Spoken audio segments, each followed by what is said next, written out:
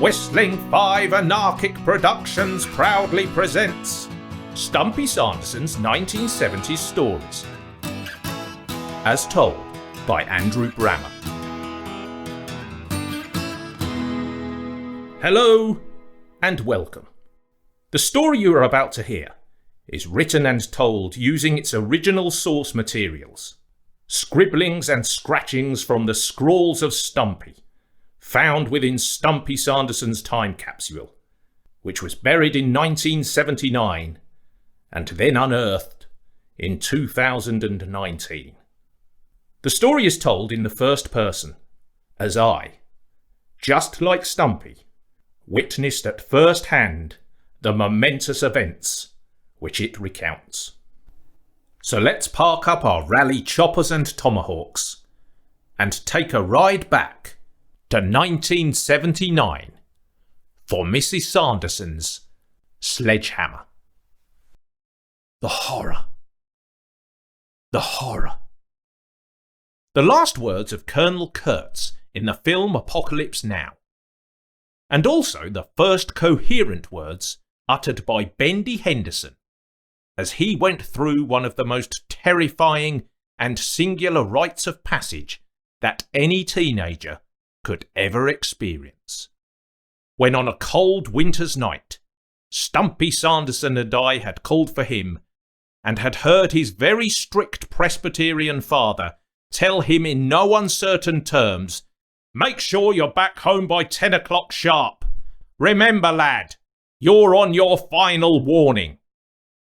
When the three of us had then set off in our jam shoes and black Harrington jackets to Statty's Fair, which had come to our town for its once-a-year visit, when the three of us had reached the age where we were about to succumb to temptation and were finally going to drink of the forbidden fruit. I am, of course, talking about our virgin ingestion of one of the most potent and lethal brews known to man and womankind, a bottle of which Stumpy had surreptitiously sneaked out from his mum's secret hiding place in her pantry. A local brew whose mythical and fabled qualities were the stuff of legend down our road. A local brew with a potency that was spoken about in hushed and reverential tones by even hardened boozers and sozzlers, the qualities of which matched those of other such explosive mixtures as Mrs. Patterson's pile driver and my own family's Granny B's old blunderbuss. A local brew that was called Mrs. Sanderson's Sledgehammer. Now, Mrs. Sanderson's Sledgehammer had been brewed to a secret recipe by Stumpy's mum for many years. It was a bitter and viscous charcoal-coloured concoction, its main ingredients being the strange-looking mushrooms that grew on the downs that ran behind our road. It was 97% proof, and powerful enough to drive the engines of Mr. Sanderson's lawnmower and Mrs. Sanderson's motor scooter. And now the three of us wanted to experience some of this drink's legendary qualities, some of those otherworldly side effects which Stumpy's pretty liberated parents often exhibited on a Saturday night, when they would stagger and crawl back from the pub for a riotous and raucous nightcap of Sledgehammer, thus always ensuring that their evening finished with a subsonic bang. So, the smell of the fair was in the air as we walked along the main road, breathing in the sugary sweetness of the hot doughnuts and candy floss and the hot spice of Whistler hot dogs.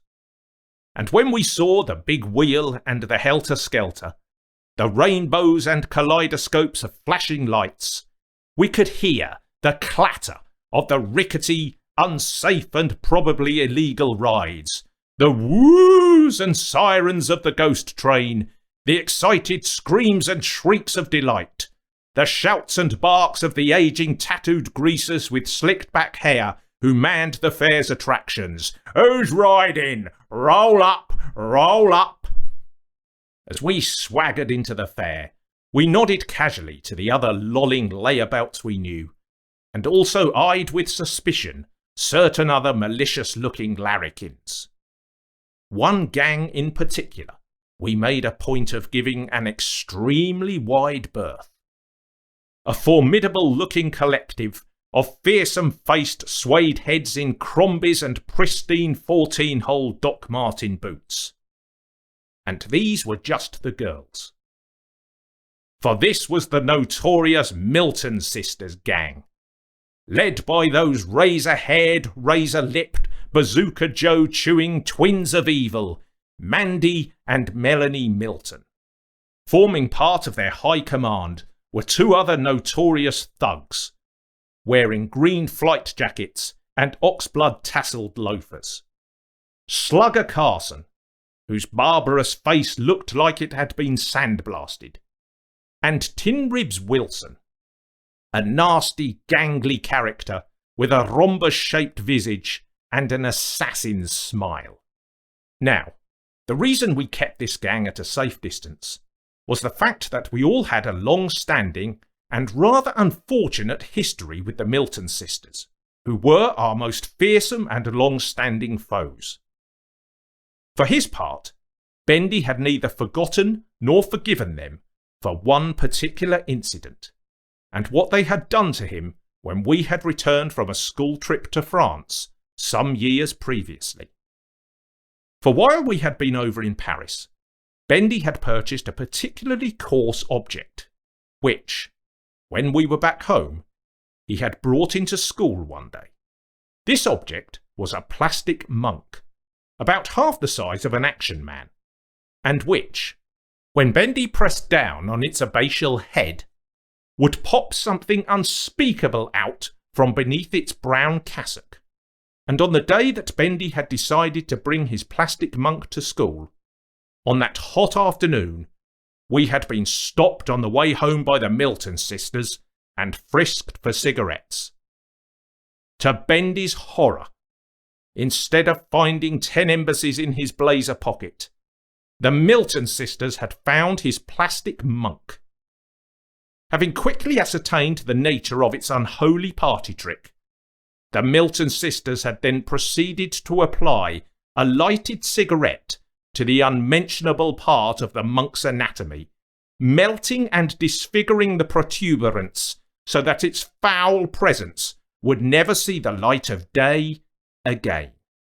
Consequently, as a result of this mutilation, Bendy had harboured even more of a grudge against the Milton Sisters ever since, although Stumpy and I both believed that he had actually got off quite lightly, particularly when one considered the fates that over the years had befallen us and others at the hands of these girls. Stumpy and I could also think of far worse things of Bendy's that the Milton Sisters could have disfigured had they been so inclined. So, back at the fair we avoided this gang, instead checking out some of the outer attractions. And it was just after we had a quick pop on the air rifles that we then decided it was time. Time to prime our liquid time bomb. Time for a quaff of Mrs. Sanderson's Sledgehammer. Furtively, we darted behind the helter-skelter, and Stumpy produced the bottle of Sledgehammer from beneath his too big jacket. Looking at each other in excited anticipation, with just a hint of trepidation, we then took it in turns to have a large swig from the dark green bottle. Little had prepared us for what was to follow. After our first gulp, it felt like we had each swallowed a scorpion, all our nerve endings feeling as if they were on fire, every one of our senses assailed. Just as we had at the age of 10 with our first cigarettes, we writhed, reached and doubled up, feeling sick and dreadful. Almost immediately, though, again, just as at the age of 10 with our first cigarettes, the addictive effects began to kick in, and we suddenly wanted more, and each took a further gulp. But Bendy, his urge and need obviously far greater than mine or Stumpy's, decided he wanted even more, grabbed the bottle from us, took 3 seemingly never-ending swigs, and threw the empty bottle on the floor. We staggered back out into the fair, feeling numb from the waist down, our legs looking like they had been put on backwards. It was at this moment that one of the legendary side effects of Sledgehammer began to kick in. The over-accentuation, over-exaggeration, and revelation of certain traits, some of them hidden, of one's own personality. So, as a result of my prominent trait of having a very overactive imagination, I immediately began to hallucinate. People all around me beginning visibly to change shape. Huge and grotesque heads, sinister pierced faces, topped off with fluorescent orange and green hair, speaking in strange tongues. Or were these just the punk rockers? Stumpy, on the other hand, being a film lover, was, method style, reenacting some of his favourite roles. His diminutive figure now totally in character. 1 minute he was Hooper from Jaws. This was no boat accident. The next he was shuffling along like Dager in Papillon. But it was upon Bendy that the effects of this drink were the most startling. Stumpy and I still do not know to this day if this was some sort of reaction to his strict Presbyterian upbringing. For Bendy was now suddenly filled with a liberating sense of losing all his inhibitions, his reedy frame filled with self-confidence, wide eyes projecting tub-thumping daredevil bravado from behind his milk bottle glasses. As Stumpy and I still reeled from our hallucinatory and thespian stumbling, we both saw Bendy trying to climb up the huge skeletal frame of the big wheel, a couple of angry rockers in hot pursuit. By the time Bendy had climbed down the other side of the big wheel and had slid from his pursuer's grasp, Stumpy and I were beginning to recover somewhat, for we had only had 2 gulps of Sledgehammer. Bendy, on the other hand, had consumed far more than us and was still positively flying. We next saw him running like a madman towards the Dodgem track, and, slightly goofy teeth protruding, he proceeded to take his black Harrington jacket off and, like some elongated matador, began to face down the screeching Dodgems. Olé! As another couple of furious greasers tried to catch him again, Stumpy and I both shouted, "Bendy, you've got to calm down!" But there was no stopping this bionic pipe cleaner, and, oblivious to our pleas, he next espied the Milton Sisters and their gang. With bravado still coursing through his veins, he headed straight for the gang, a determined daddy longlegs in red jam shoes. As if in some bizarre surreal dream, the gang's outer fringes proceeded to part for him like the Red Sea, and Bendy entered the gang's midst, the human stick into the hornet's nest. He walked straight up to the gang's hearts of darkness. Mandy Milton, who was sucking on a shiny sticky toffee apple, and Melanie Milton, who was taking a drag on a silk cut, stood between the pair of them, threw his head back, laughed manically, and before anyone could realise what was happening, pulled the silk cut from Melanie Milton's mouth. Then, just as had been done to his dysfunctional plastic monk all those years ago, he planted the glowing end of the lighted cigarette straight onto Mandy Milton's toffee apple, the cigarette welding itself with a sizzle onto the apple's sticky surface and standing to attention. What followed next was Dante's Inferno, Gotterdammerung, and Armageddon, all rolled into one. Fortunately, Bendy didn't see either of the punches from the Milton Sisters coming. For just as both Mandy and Melanie went to poleaxe him, Bendy suddenly went stone-cold rigid, looking like he was suffering from a combination of lockjaw and rigor mortis, and he completely collapsed, laying comatose on the floor. Too much Sledgehammer had at last had its full and final effect on him, and the real and literal reason behind the actual name of this drink now became crystal clear to Stumpy and me.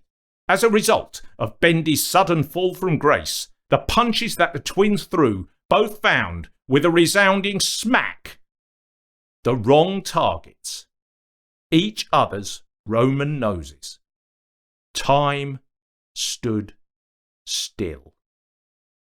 And then, amidst huge howls and screeching and roars of pain, the sisters proceeded to set about each other in a maelstrom of sibling anger and rivalry that, on reflection, had obviously been simmering for years.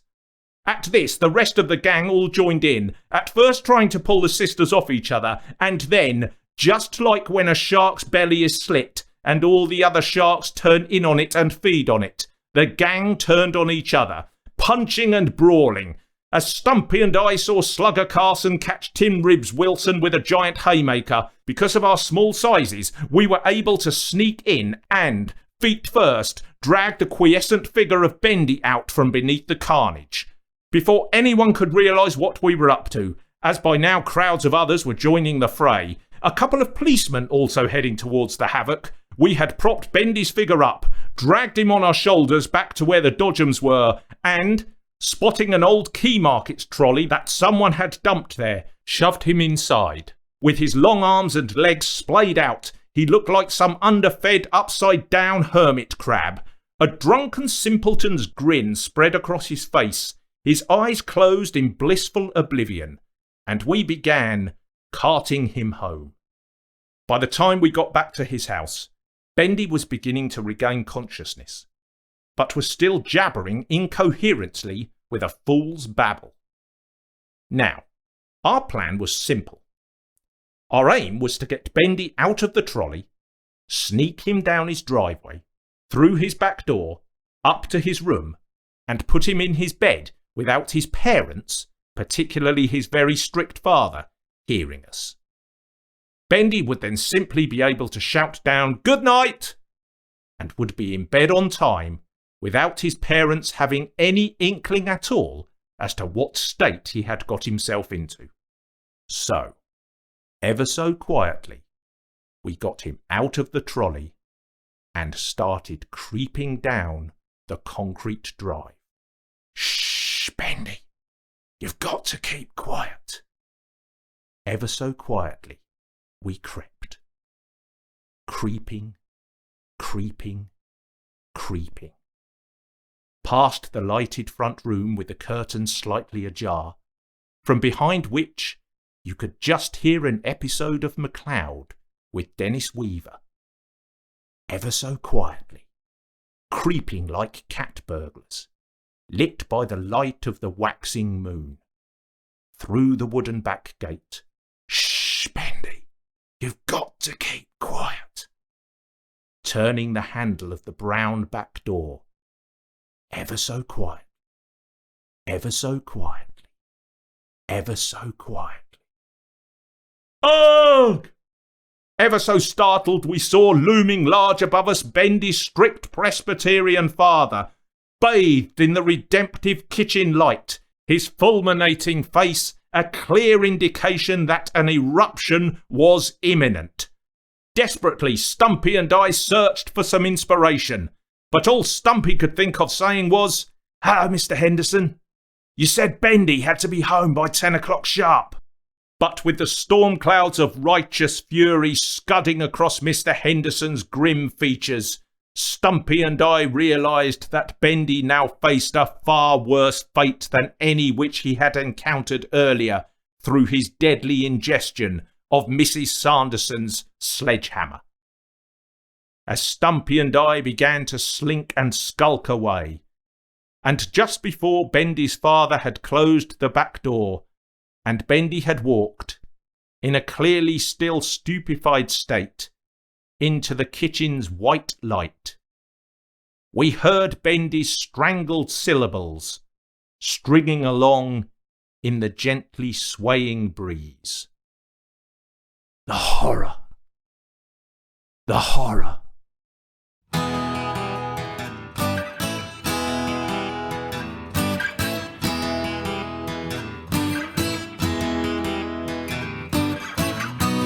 Thank you for listening to this episode of Stumpy Sanderson's 1970s Stories. And don't forget to listen out for Stumpy and Gang's next adventure. For further information on all things Stumpy Sanderson, please visit www.stumpysanderson.co.uk. And you can also check out the Stumpy Sanderson's 1970s Stories YouTube channel. But before we saddle up again on our rally choppers and tomahawks, let's take a listen to the strange little song that was specially written by Stumpy to accompany this podcast's tale. This song is performed for us now by Stumpy Sanderson's 1970s acoustic archive. Let's rock!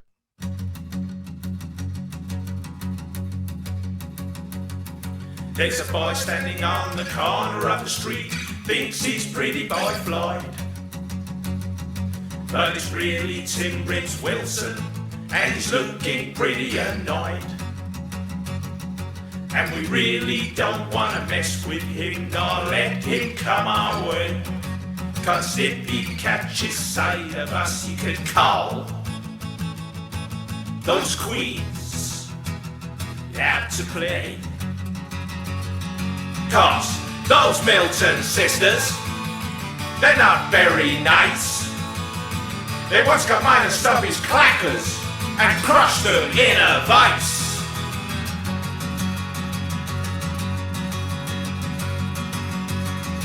There's a boy standing on the corner of the road, thinks it's John Dillinger, but it's really Slugger Carson, and he's one mean character. And we really don't want to mess with him, nor let him come our way. 'Cause if he catches sight of us, he can call those queens out to play. 'Cause those Milton Sisters, they're not very nice. They once got mine and Stumpy's clackers and crushed them in a vice. Don't forget about poor Bendy and his plastic merry monk, and its smoking and smouldering appendage, which is now just a stump. 'Cause those Milton Sisters, they're not very nice. They once got mine and Stumpy's clackers and crushed them in a vice. Here they come now. Here they come now. Better keep out of their way.